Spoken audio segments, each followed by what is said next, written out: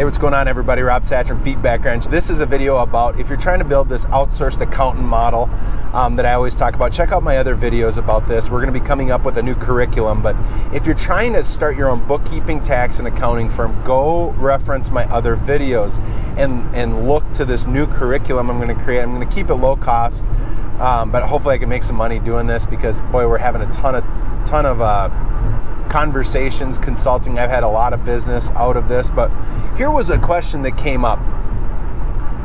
This customer, this CPA he is building his own firm, and he landed a couple of clients in this outsourced accounting model, but now he's got a prospect that's asking him to go out and actually call upon old contracts. This person's a landscaper, the company is, and the landscaper wants his help to get people to pay. So they want proactive calling on accounts payable, and they want him to do, like, basically be his accounts payable clerk, right? Help so that people will pay their bills quicker and improve that. And the question he posed is, that's not being an outsourced accountant. That's not necessarily a scalable thing, but this person's going to be paying a good monthly fee for me to be their outsourced accountant. I kind of want to do it, but, should I do it or not? So we had this conversation about how do you control scope creep? So scope creep is what I would call it. And that's where the scope of work creeps larger and larger. Now, first of all, I want to remind you that when you become an outsourced accountant, the idea is that you're creating a one-stop shop for your taxes, your bookkeeping, your accounting, and kind of the CFO coaching and tax mitigation. So it's your tax return, it's your tax planning and wealth coaching.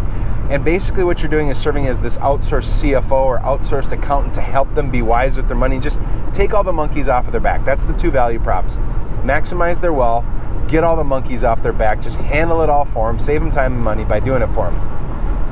And when you're doing that, that means there's going to be additional things they want to do. Now, it's very important. There's two phases in this business. One is you gotta get as many people to give you money as you possibly can, right? When you first start out in this model, I advocate for at the end of 5 years, you should not be doing just tax returns. And I think that a business based on doing just bookkeeping or doing just payroll or doing just tax returns is folly. I don't think you should do it. But in the beginning, in order to get reps and to get Google reviews, you need to say yes to a lot of things. So as you first start going, say yes to lots of things, knowing that you eventually have to say no so you can do the great thing. The great thing is the one-stop shop. The bad thing that will tank your business is doing lots of tax returns over and over and over. So you might say yes to a tax return here and then tell them, hey, you know what? I no longer do just tax returns. I have to do this full thing. Would you like to do it? Nope. Okay, bye. But while you're doing that one-stop shop, here are the things that pop up. It's usually around accounts payable, or it could be around, like, it could be a business like we had a customer who's he's a franchise owner, right? But this franchise, he has to process lots of employees, right? So he had lots of minimum wage employees that have lots of messing around, and every time an employee came in, you've got all your paperwork you need to do. And they wanted help for that. That was one thing, can you help me with all of this messing around? Another one could be is if you're paying 20 to 30 different subcontractors every year, or 50 to 100 subcontractors, having the subcontractor contact you as the accountant to get their 1099 paperwork and to get their, whatever it is, their 1099 paperwork, that can be something that would grow the scope big time, and you'd have scope creep. And you got to be careful of that because, like I said, there's two stages. In the beginning, you kind of say yes to everything, but eventually you have to grow so that you're only doing the things that are scalable. This goes along the same lines of, what software do I use? Well, the answer for software is whatever's most scalable for your business. Intuit has some really great solutions. Intuit QuickBooks Online with Intuit Payroll, and then using the tax products that they use, whether it's Lacerte or whatever it is. There's about 3 or 4 different ones to do the actual tax return. That's pretty compelling because operationally you only have to learn one system. But then when you come to your scope of work of what does each client have, you also need to think about the end in mind. So there you have this tension. I want to build a firm, maybe not giant, but if I say yes to all of these extra weird things with these clients, down the road, I'm going to have kind of a nightmare if I've got 50 clients paying me $2,500 a month or $1,500 a month or $800 a month, and I have to remember what each one is, and they all have this different scope. Some of them I have to call their clients, and that's not my best skill. What do? Well, here's what I would say is remember that you want to optimize for efficiency. And the way you do that is you do need to declare what your core service includes. Define that well, write that out. I think you can say yes to additional scope of work in order to get that client, but what you need to do is you need to appropriately paint and label that extra scope. And then here was my advice to him. Couple of things. One, you make sure that you denote, hey, here's your core service. As a separate service, we're going to do this.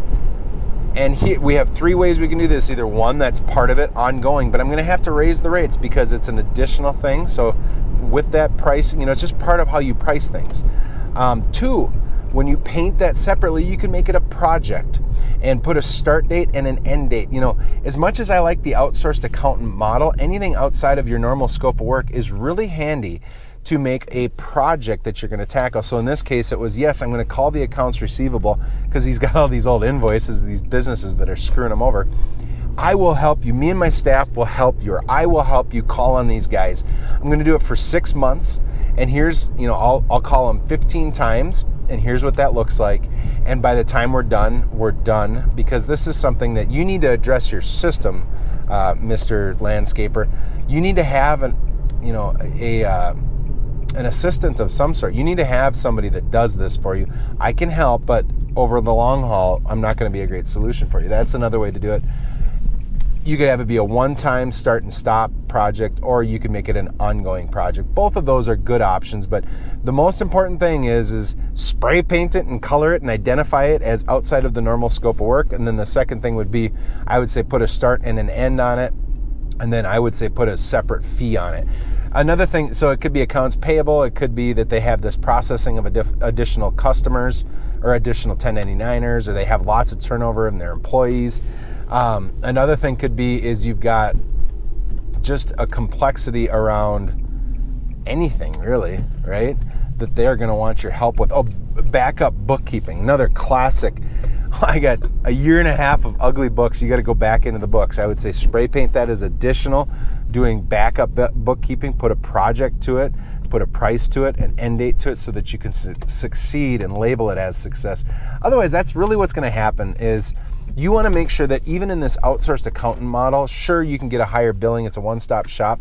I would encourage you to be generous with how you add value and solve problems for people. But remember that it's also about setting a good expectation and following through on that expectation. So that's when it comes to additional scope creep, I think be generous. I think remember, and here'd be my last thing. Remember that for the most part, you're making a good sale. There's a lot of companies out there that will take a lot lower fee to do a lot more work. And sometimes we can get so caught up in I got to charge for everything, and nothing, it's not free. My time's worth a ton of money. Look at what my time's worth. Yes, but also sometimes it is good to remember that, doggone it, you can shoulder a little extra and put in a little extra work so that this client goes well. Because here's the dirty truth.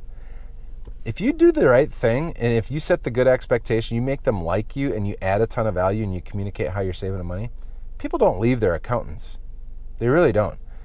In fact, I think what we saw was that most people had been with the same accountant, like 70% of them, been with the same accountant their entire business existence. So remember that you might shoulder and have more work on the front end, but that will pay off in the end. And I think that's worth it in this business model. Good luck with everything. We got a podcast coming up, guys. Feedback Wrench. We're going to be telling stories about this outsourced accountant bookkeeping. We're going to tell stories of business owners. We want to inspire entrepreneurship. We want to help people wrestle through the problems of business ownership and what that looks like. So stay tuned. We already got a couple episodes recorded, and good luck. Good luck.